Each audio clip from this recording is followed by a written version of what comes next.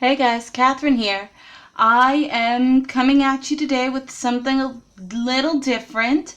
My traveler's notebook has seen better days, and I thought I would make a new one. This one has been dropped in the mud, and the corners are all bent up, and it doesn't stay straight anymore, and I think it is just time. So what I'm going to be doing is making a new cover for my traveler's notebook. And there are a couple things that I want from a cover for my notebook. I want it to be durable. I don't want to have to worry about dropping it in the mud because sometimes that happens. And I want it to be slimmer than this one. This one's got several layers. Even at its thinnest part, it's got several layers of fabric, and it's ended up quite thick. So what I am planning on doing, and I'll try it out and see how it works, is I am going to make a new notebook out of this plastic placemat that I got at the dollar store. It was $1 at the dollar store, and it is wide enough to get a traveler's notebook out of one half of it, which means I could make two notebooks out of the full thing. Now, what I've gone ahead and done is I've marked already where I would like to cut this, and I have marked where the corners will round so that I can go ahead and get started.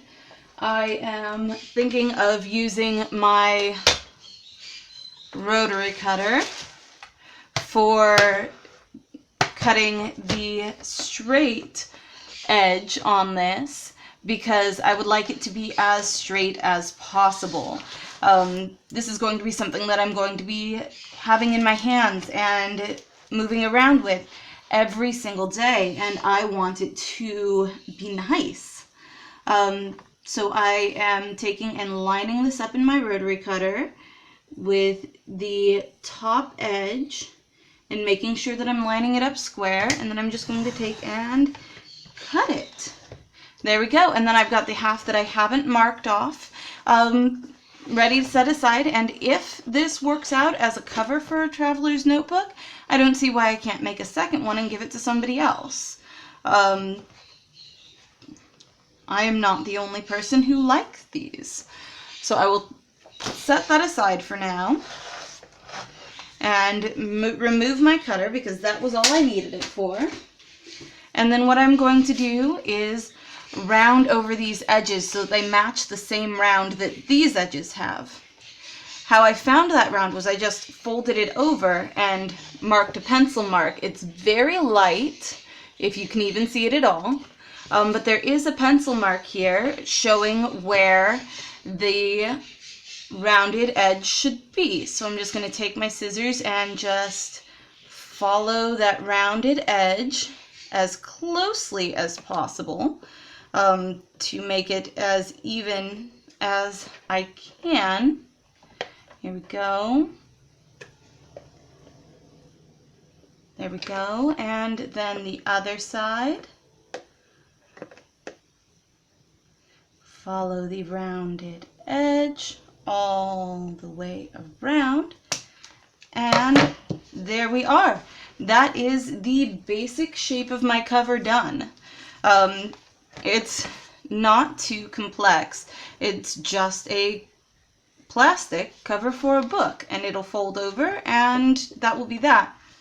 Now the trick to a traveler's notebook is to get those elastic along the spine where you want to have where you want to be able to put your inserts in. And I make all my own inserts, so I can make it whatever size that I like, and I have just measured this one to match the size of my current traveler's notebook because that works out really well for me. It's the size of your standard printer paper folded in half, which happens to be very convenient for my purposes. But what I do need to do is put holes so that I can run the elastic through.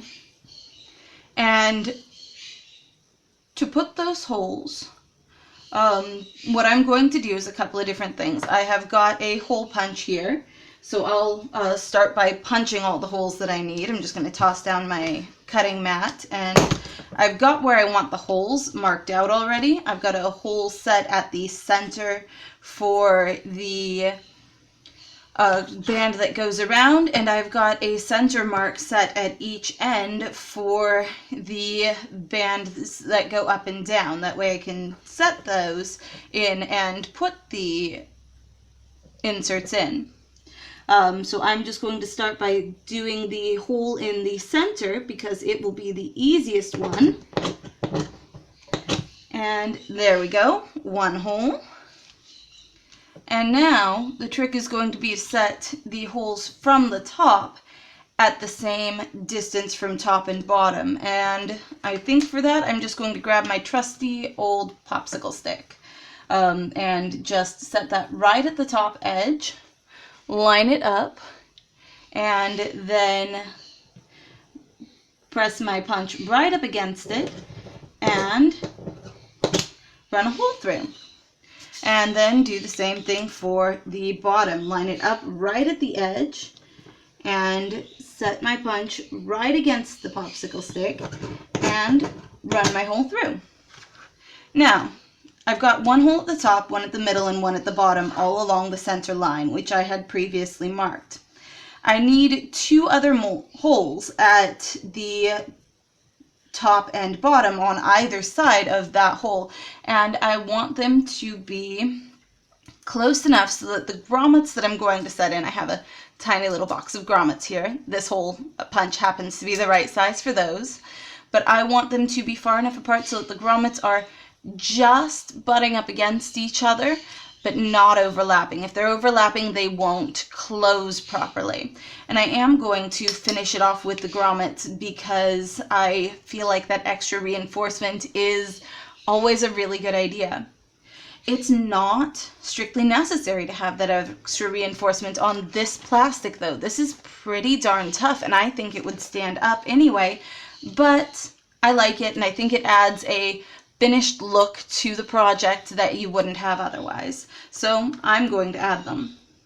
And in order to get those the correct width apart, I think what I'll do is set my hole punch down so that it's one hole width apart from each other, and then I've made it just the tiniest of dents there, and then I'm going to set the next side of my hole punch against that dent and put the hole in. And yes, actually, I think that's going to work out perfectly. So I'm still using my popsicle stick, still using it to line them up from the bottom. There we go.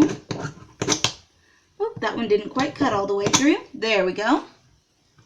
And then going to do the same thing at the top. Use my popsicle stick to line it up. Use my hole punch to mark a tiny little mark where I'm going to set the edge of the new hole and push a hole through. And the same thing on this side. Mark it, set it. I don't know if you can see through my hand what I'm doing. This is just a screw punch. Oh, there we go, and it's doing what it's supposed to do and dropping out the bits that come through. Here we go. Line that back up again. There we go. All right, now all the holes are punched, but I do still need to set my grommets in them. So I'll put this punch aside because I am done with it and pull out my grommets. And I think, well, I've got this box of black and white grommets, and I think I want to use white ones. I think they will match the overall tone and look of the mat that I'm using. Although black, no, I think I'll go with white. So for this, I'm just going to set my grommet through the back so that the colored side is facing the outside of the project. Set it down on a bit of wood. Grab my little metal backing to it. These grommets happen to come with this little grommet setter. I got them a huge pack at the craft store for not too much money. And then I will take my little handy dandy tap hammer, this might get loud, and give it a few good cracks. Take my punch setter out, or my grommet setter out, and there we are.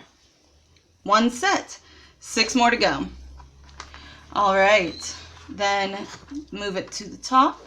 Pull out another white, if I can. There we go, another white grommet and a back. And actually, I think I will pull out the rest of the grommets for this since I've got them dumped out into my hand already anyway. 1, 2, 3, 4, 5, 6, and backs for those. 2, 3, 4, 5, 6. There we go. And then I can set these aside. Close it up so that it doesn't wander off somewhere. And then get back to setting these grommets in.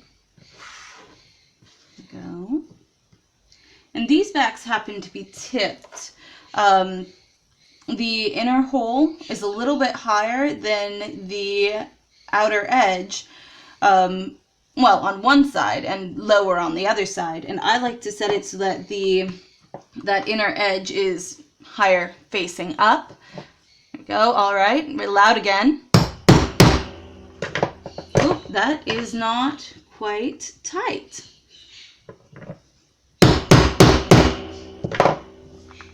There we go. That's tight. That one is too good. Okay. Sometimes if you don't set it tight enough, it wiggles around. Go.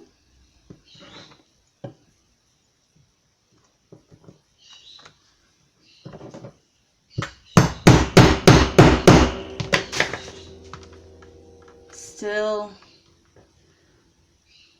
a little bit loose. There we go. Nope, that's still loose. Try again.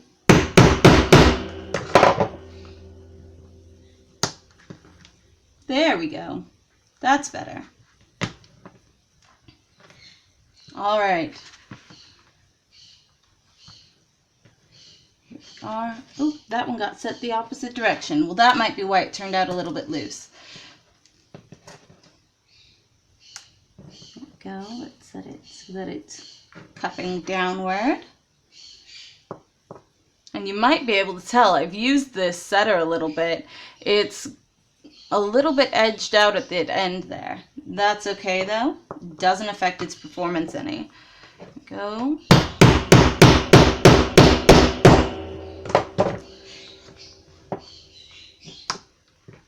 There we are.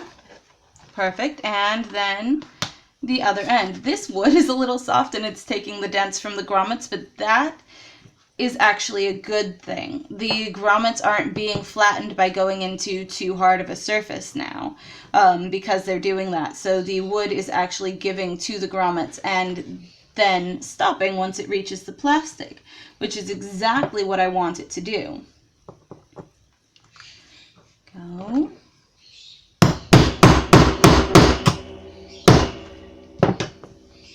Oh, still a little loose. All right, let's... Oh, well, that's the reason why. See if we can't get that back out of the wood there. try again. Actually, that one warped. That's why it didn't go through. Well, I'll have to grab a different one then. Garbage. That's okay.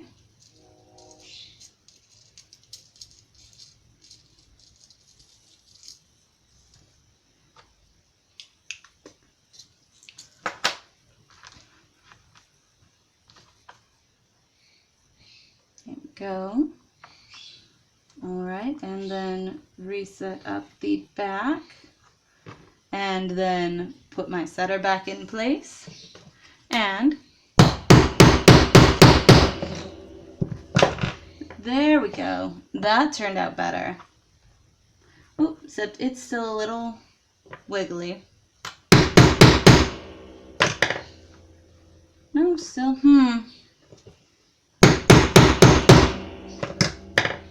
There we go. This one is giving me troubles. That. Alright, one good hard whack.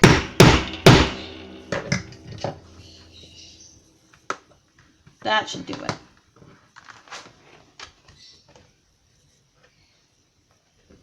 Okay. And then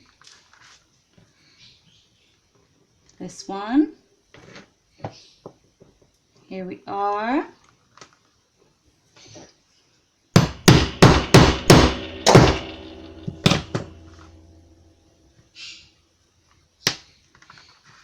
And the last one. Almost done.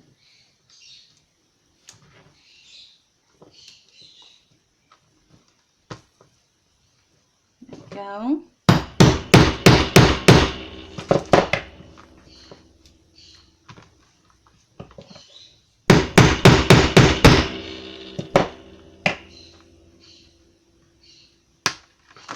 And there we are. All right, all grommets set. Set this aside, set our grommet setter aside, and now it's time to run the elastic through it. I have decided on a bright blue colored elastic because this is a lovely gray and it's paired with a white, and I could go any direction of color that I wanted to, but I feel like gray is really well paired with blue. So I've got a whole card of elastics here, and I am just going to see if I can find the end. There we are, it's tucked underneath, and there we go. And then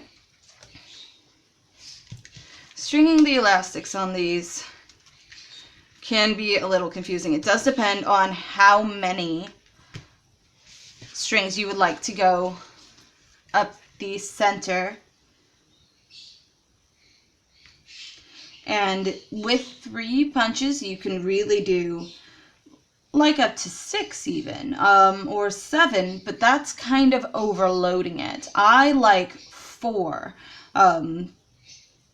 bits of elastic going up the center for my notebook. It really is what I feel is best. So I'm going to go ahead and run it up the center one and back through the top next to it and down. I'm going to give myself more length. Here we go. And then back through the one on the same end and through the center again.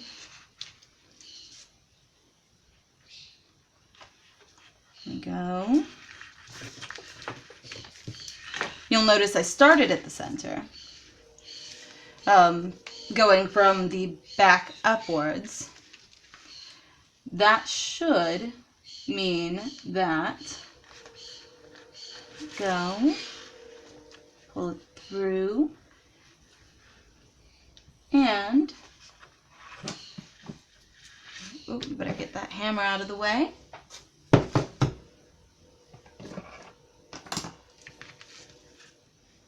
See, and this is already pulling, and I want those to be loose. Go,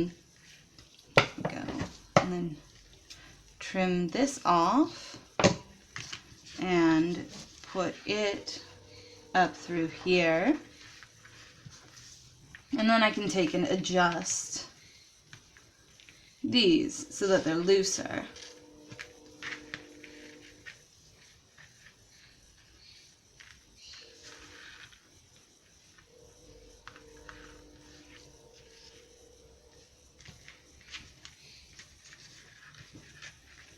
Okay, and then I don't want them to be quite that loose, but you've got to have a little bit of play in them because you are going to be putting inserts onto them. And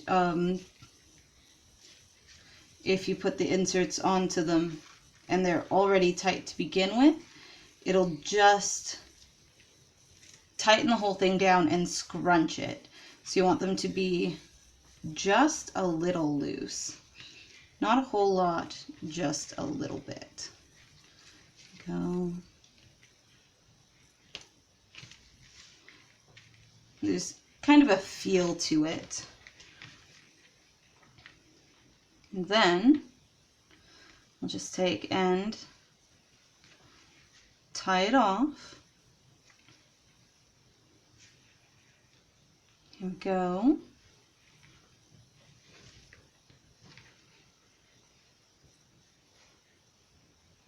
Because you do not want it pulling in on the ends. That's what ended up happening with this old notebook, and that's why this end is tucked in like this. It doesn't look nice, and it doesn't help the structure of the notebook. So, learned that lesson, and you can learn from my lessons too. You can learn from my mistakes. That way you get to make your own. Go, and then I'll just trim these ends and set that aside.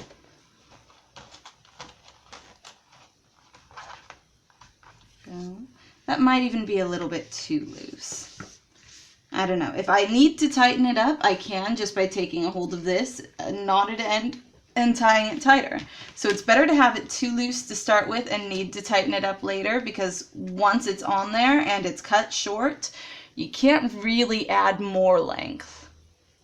There we go. So we've got the bands down the center to hold the inserts on. The last thing that we need to do is put the band for the outside in order to have it strap it closed. And I like to embellish those bands. Sometimes I put extra grommets on either end of the center hole and have them coming back through with a bead on either side. I'm not doing that this time. There we go. Is this going to be long enough? No. Ooh, maybe. Okay, let's tie the ends and find out.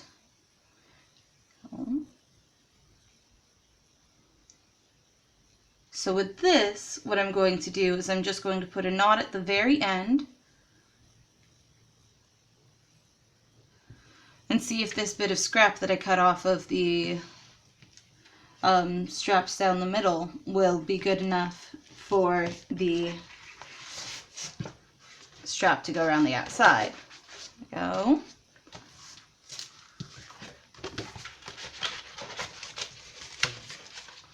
Oh, it is. Oh, awesome. Okay. Maybe even a little bit shorter. Let's see if we can get it untied. Nope, can't. Okay. I'll just trim it. And that's the great thing about it. If you need it a little bit shorter, you can always cut your knot off. And then, what I want to do, because I want this bead on the outside as an embellishment, is run one end through, slide the bead on,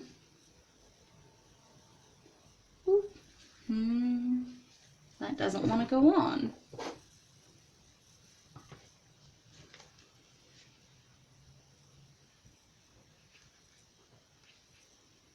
Maybe a bit of wire to push it through.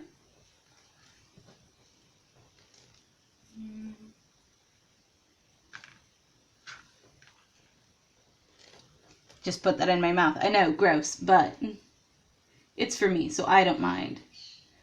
Yeah, that's just not going to make it through there. Okay, well in that case, I'll have to find a different bead that I want to put on there. Let me see. Do you want something a little nicer?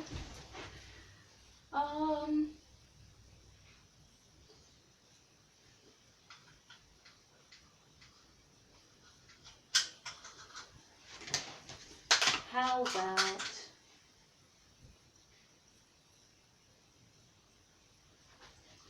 no, I don't like that.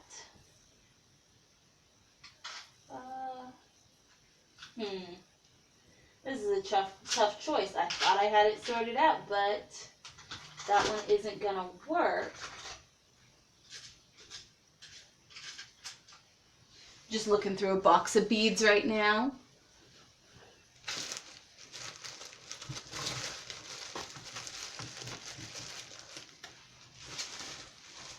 Oh, here, you know what?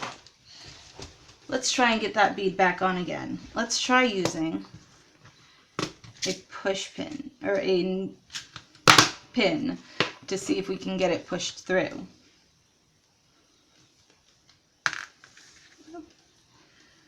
Just gonna hold it lined up and take my pin. Well, the pin will go through.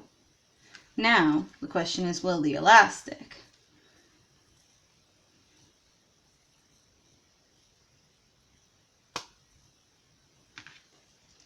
Let's see if we can't set that pin into the elastic first. Okay.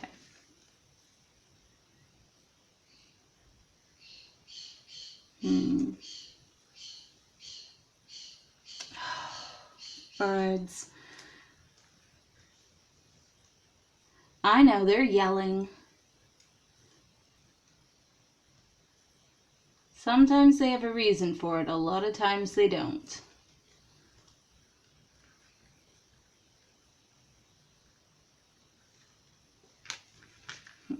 Maybe if I trimmed up some of the fabric off of the end first, and then tried to push it through, maybe that would help. Do you think?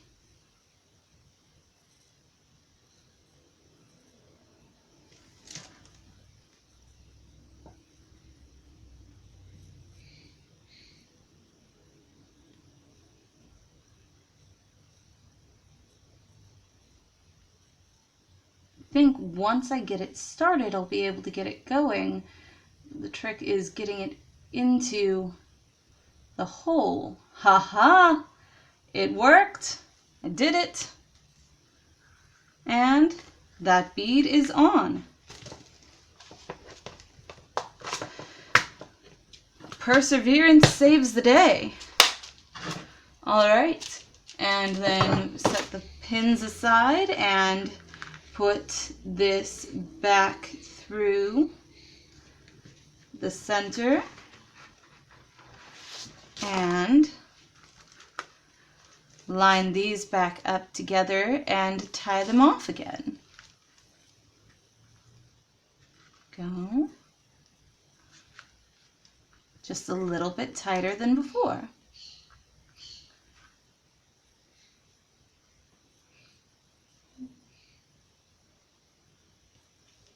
Slide the knot as close to the ends as possible. And then I'll have to check and make sure that the knot doesn't pull through. So it'd be nothing worse than wrapping the elastic around it, expecting it to hold on, and the knot pulling through, which it does. Okay, that's all right. We'll just knot it again.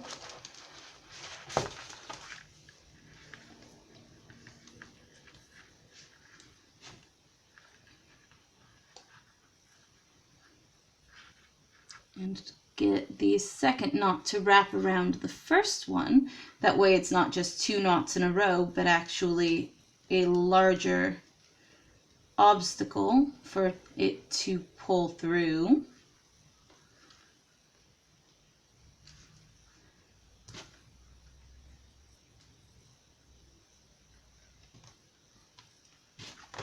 I'm gonna have to bite this. I use my teeth. I know I shouldn't, but I do. All right, now let's try that one. Haha, it does not pull through. Success. Okay, and then wrap it around, turn the bead toward the right way out, and there you have it. A new cover for my traveler's notebook. Not too bad. And if I want to do further embellishments, I can tie charms onto the outside of this. These loops are great to run a little bit of extra elastic through up one side and down the other so that I can tie charms onto it. That's exactly what I did for the beehive and the sunflower charms on this one. Just pulled it through those loops. And there you have it.